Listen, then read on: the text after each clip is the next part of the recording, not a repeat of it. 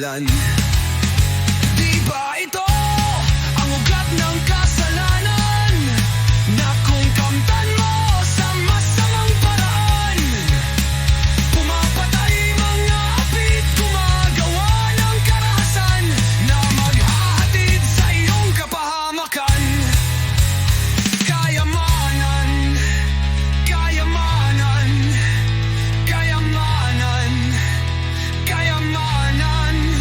Hindi masama na magkaroon, basta't mabuti ang layon, at sa batas ar utos ikaw'y tumumutugon.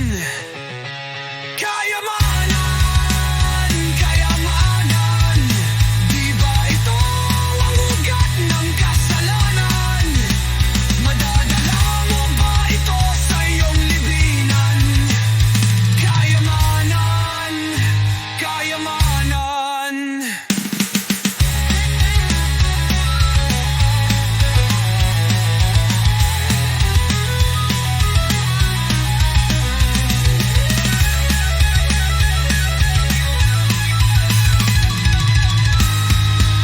Huwag mong ipagmalaki na ikaw ay isang mayaman. Lahat ng mga bagay ay mayroong hangganan. Papaano kung naroon ka na sa iyong hantungan? Madadala mo ba ito sa iyong